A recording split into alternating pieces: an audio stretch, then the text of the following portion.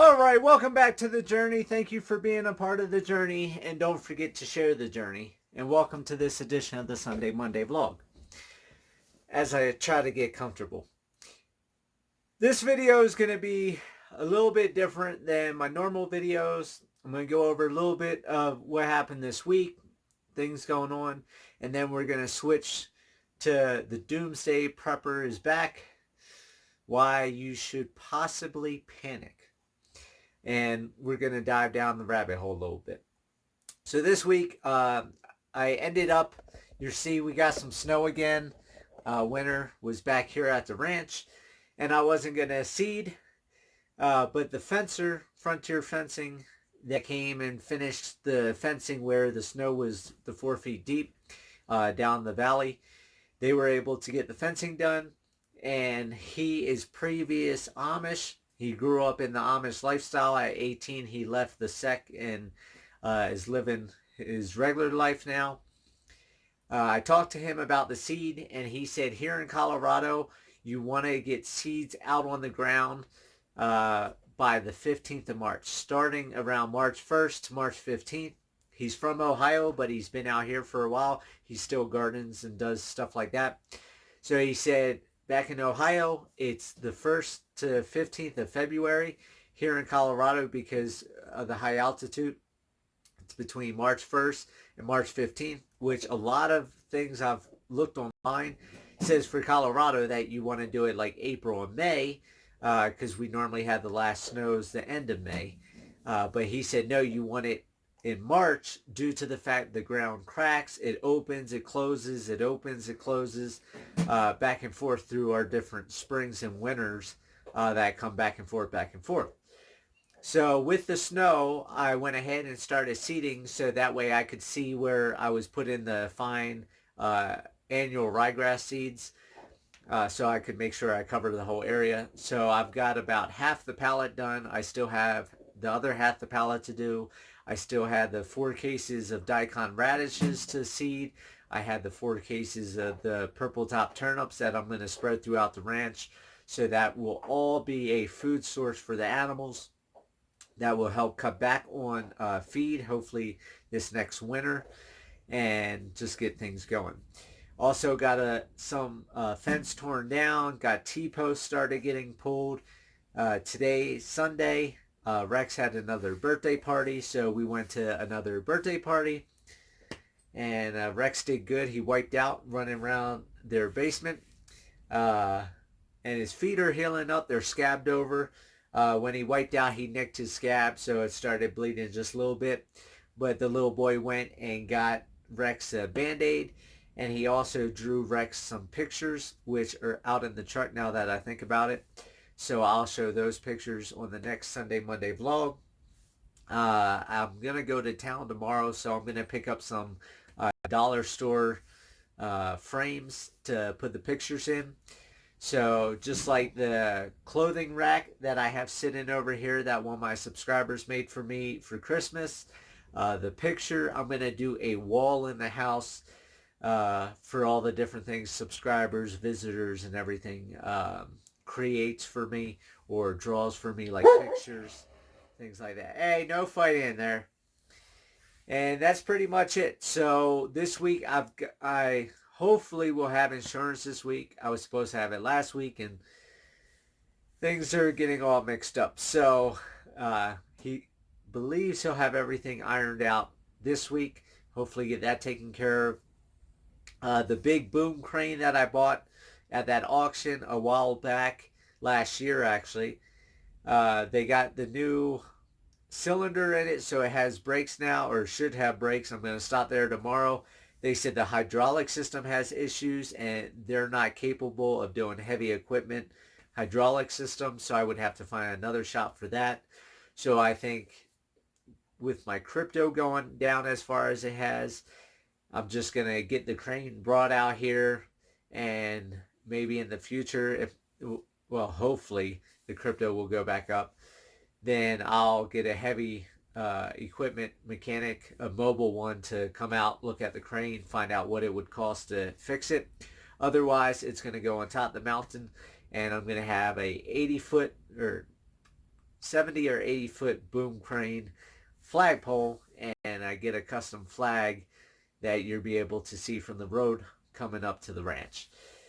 That's going to get taken care of. I popped tire on the ATV, so I'm going to take the tire down to get that fixed.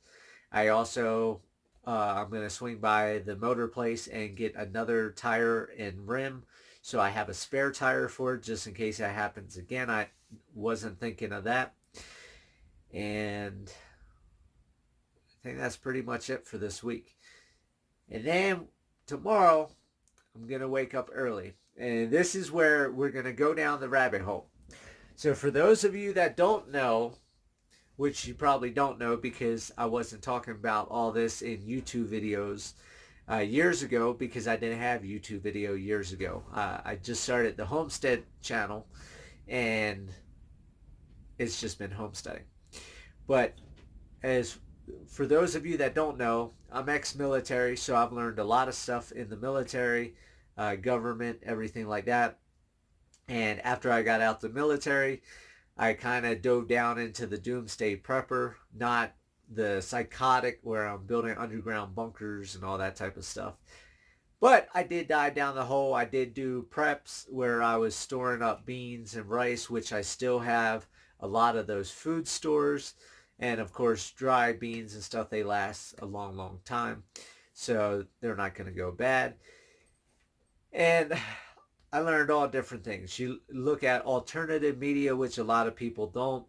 And I looked all over, because when I do my investigations, when I do my research, as with Rex the kangaroo and everything else I do, I look at all the scenarios, especially military planning. You plan 1,000,001 ways for your mission to fail, so you know 1,000,001 ways to make sure your mission succeeds by finding those failures out.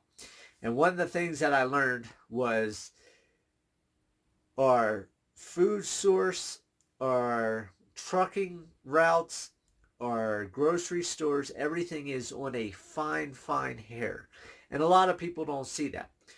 They don't see the fine hair because when they go to the store, there's always toilet paper and dog food and canned goods and beef and cheese and lunch meats and bread, and everything you ever need is always at the grocery store when you go.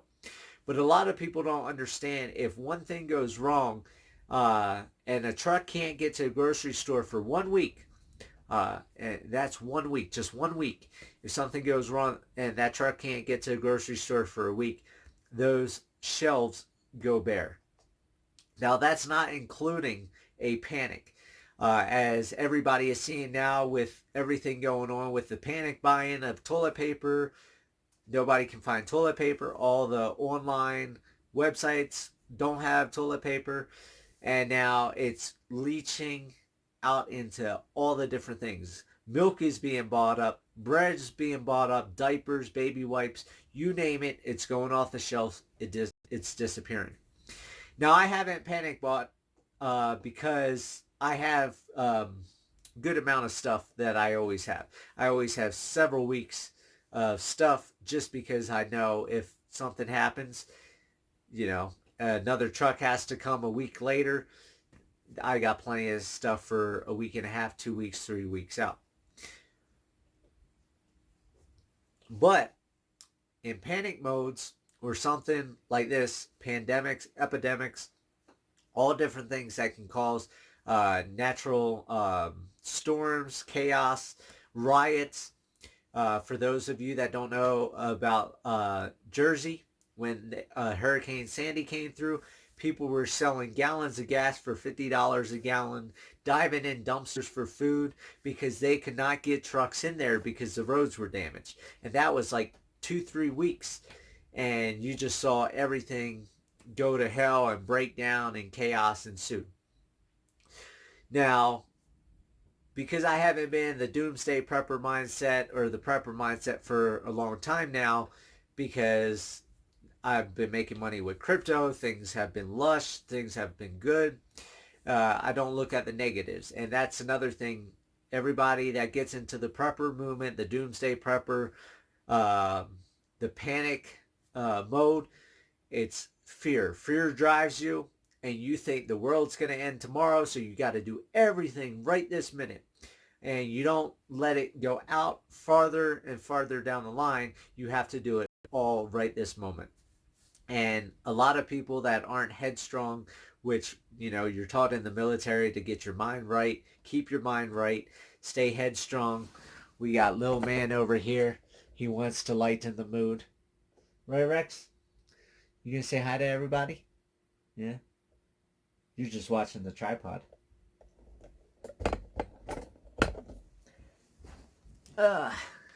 He's just checking out the tripod. But because the depression, the sadness, the anxiety, the claustrophobia, everything just sets in when you're worrying about prepping and things that aren't going to turn out good. Now, like I said, I haven't been in this mindset for a long time. The depression, all that, I've never had that. I've had that due to other circumstances years ago, but never in the prepper movement. The only thing with prepper is the fear. You always don't have enough stuff. You never have enough time. You don't have enough things completed. So if doomsday happens tomorrow morning at 9 a.m., look, I don't have my farm built. I don't have veggies growing. I don't have fruit trees producing. It just goes on. Your mind just goes, I need this done, need that done, so on and so forth. Well, I was on Facebook, and everybody's got to love the internet because it's all panic, and it's setting more panic buyers into motion, and then the supplies dwindle even more, and then more panic buyers, and it just gets worse and worse and worse, and it's like a domino effect. Now, there's something I saw on Facebook a little while ago, and that is, which I didn't think of this, even being a previous prepper, I never thought of this because of the pandemic right now. And that is the simple fact that somebody said, if you're not panic buying now, you might want to start. And the reason they gave for why you should start panic buying and why I'm bringing it up is because the guy had a point. And I got my alarm set for 4 a.m. tomorrow morning so I can get up, get the dogs chained outside, get the animals fed, and get all the way down to Canyon City because Walmart doesn't open until 6 a.m. So I want to make sure I have time to get all the way down to Walmart before they open, because I stopped at Walmart today because the dogs had a very little bit of food left, maybe 2 days worth. So I went and I got the last bag of dog food right there. That was the last bag of dog food. And a lot of the shelves are starting to be empty. I went over to the diaper section since I have a kangaroo that has to have diapers. I got the very last box of diapers. There was one box left. And I'm like, the only medicine I take is ibuprofen, and that's when my back or my neck's really killing me or I start to get a migraine. I'll take 3 ibuprofens, and that normally cuts off enough pain that it's manageable after that. So I'm like, I've got about a quarter bottle of ibuprofen left. I don't take it that often, maybe 5-6 times a month, if that. But I'm like, I better grab another thing of ibuprofen. I got the last bottle of ibuprofen. It was a double pack, a value pack or whatever, 2 bottles combined. That was the last one. And I figured while I was in the medicine aisle, I grabbed 2 more things of Neosporin in case Rex messes up his leg or if I need it. And I got the last box of Galls, 5 rolls of Galls in a box. And then I come home after seeing all that, and I didn't panic buy. I've seen empty shelves before in the military. You see that stuff around the world. Didn't faze me because I've got plenty of stuff here. But then I come home, and like I was saying, I see this guy saying on Facebook about if you haven't panic bought, you might want to start. And his thing was, now, I'm sure nobody's thought of this. Because nobody, out of all the millions of memes, whatever you call them, all the different things on Facebook and the internet talking about it, I have not seen this. But this guy, I wish I would have screenshotted the Facebook post. I have no idea who did it, uh, because it just scrolled through, and then finally a little bit later it clicked in my head. Well, he says, if you're not panic buying, think of this. What are they doing right now? They're shutting down factories, warehouses, businesses for weeks on end. And that clicked in my mind a little bit later. As a prepper, as a doomsday prepper, it makes you think. Okay, Hurricane Sandy, going back to Hurricane Sandy in New Jersey. It took 2 to 3 weeks to get trucks in there. And that was just a few little states that had issues. Now, think about it. Warehouses, businesses, and factories across the whole U.S., across the world, were still up and running, minus those few states that had damages by their warehouses. So there was plenty of trucks, plenty of things that, boom, they could send all that aid, all that help to New Jersey. But this is a nationwide, worldwide pandemic right now. And you're seeing Australia doesn't have toilet paper. Europe's running out of toilet paper. America's running out of toilet paper. They might have some in Antarctica. I don't know. Haven't checked down there. But it's making me think as a old prepper on the fact that, okay, if a truck doesn't show up for a week, it could take 2 to 3 weeks for new stuff to get there if they had that 1 week delay. Now, in a crisis mode in a certain area like Hurricane Sandy in New Jersey, that was a couple months of hell they went through trying to get stuff. Hurricane Katrina down in Louisiana, look, that took years to get everything going back down there. But that was isolated to certain little areas. We're talking about worldwide. And now after that clicked in my head, that's why I had my alarm set for 4 a.m. So that way Monday, they'll have trucks in this weekend in the evening. They had the shelves restocked Monday. They're going to open at 6. There's going to be a panic run for all the people that have been panic buying. But now, as I think about it, if these warehouses and factories that are just shutting down right now, and we've already had this crisis with toilet paper and baby wipes and now everything else for the last several days, well, if these factories aren't reproducing goods and getting them in trucks and on their way because they're shut down for 2 to 3 weeks, if not maybe longer, we're not talking a day or two delay in between new materials getting loaded on trucks. We're talking 2 to 3 weeks before stuff gets loaded on trucks. And it makes you think. Right, Rex?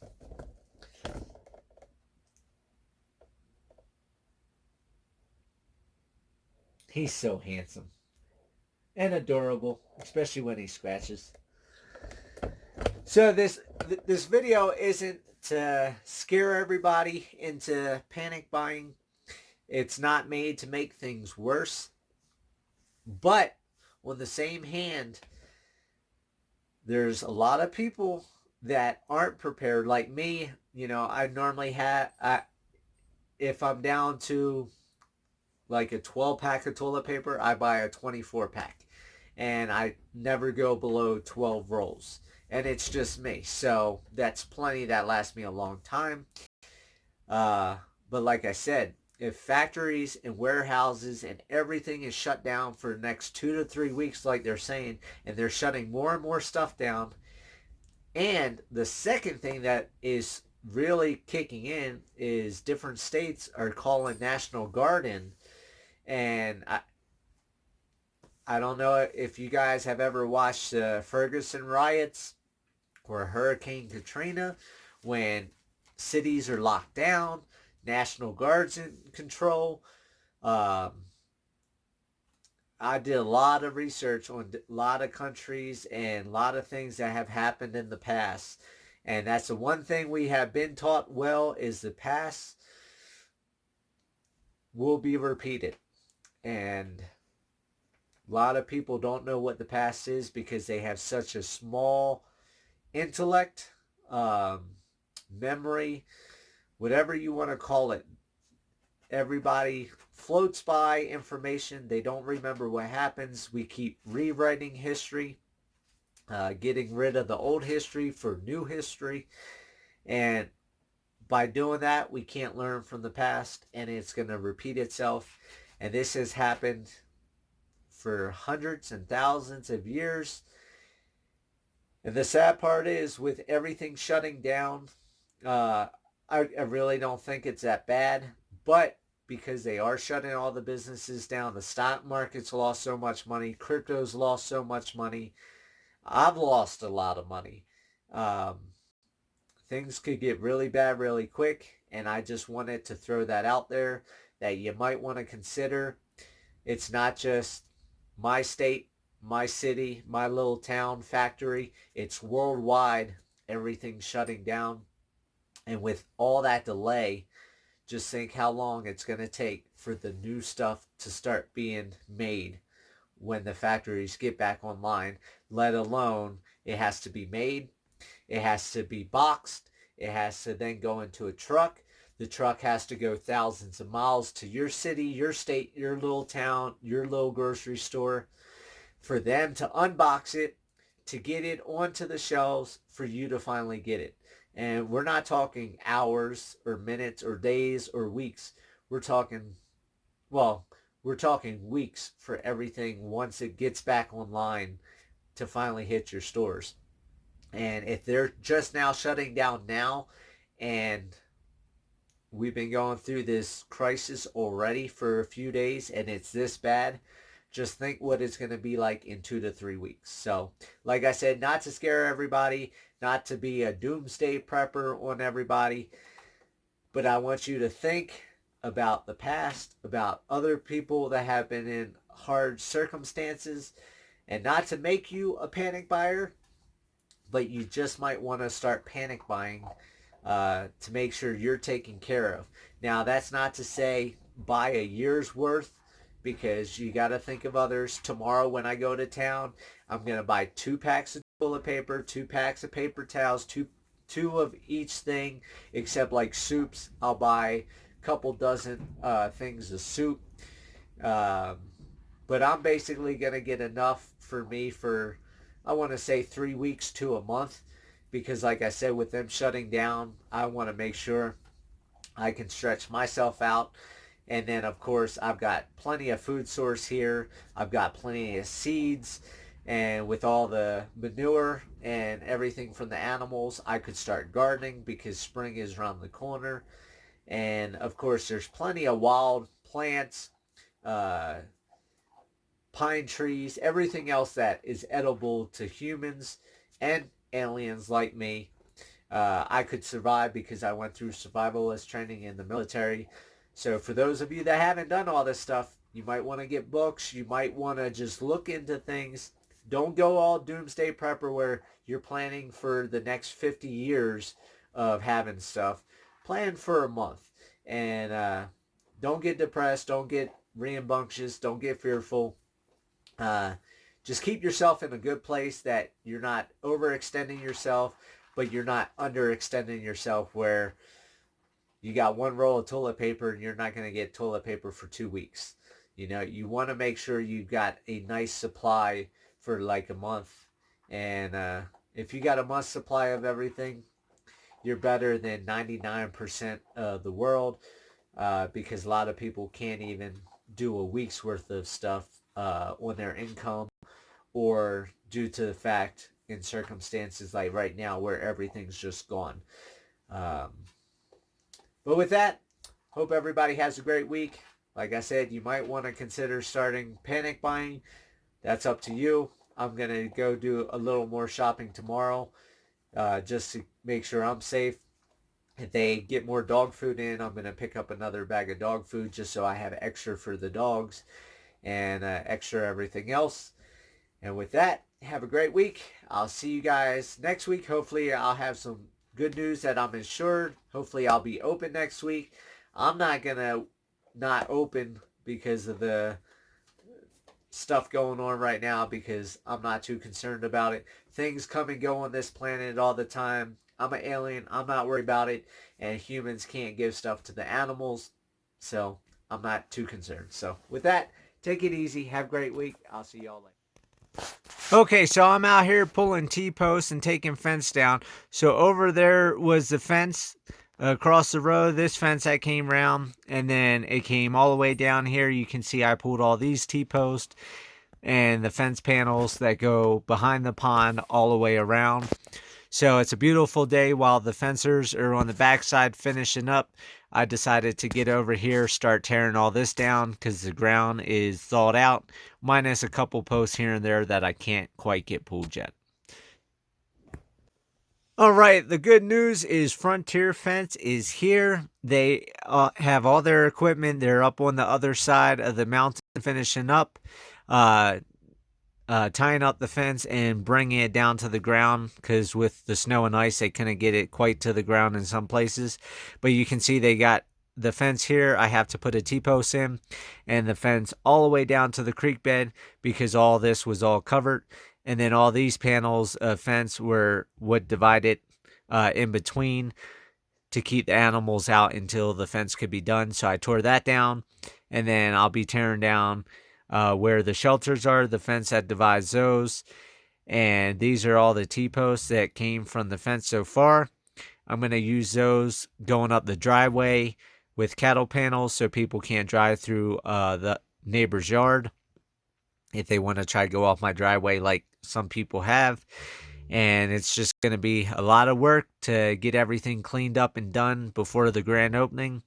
But I'm going to get working on it, and we're going to go from there. So little by little, things are coming along here on the ranch. At least it's all entirely fenced. Rex is trying to figure out what the heck is going on. He said he woke up this morning to winter again. That's right, everybody. It is snowing, and it's still coming down.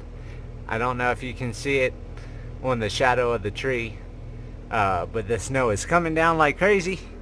And Rex is sitting here checking out the snow, and you can see his feet are no longer bandaged. He's doing a lot better. Got his feet all healed up. Now they just got to finish healing. And just got out there, got the animals all fed. Everybody's doing good, hunkering down in the shelters. Only some of them are out eating, the rest are staying warm. And I was gonna spread seed today and work on fencing, taking old fence down, but not in this weather. So I'm gonna make some breakfast, turn on some TV, lay in bed, crank on the heating blanket, and just go back to hibernation for the next day or two.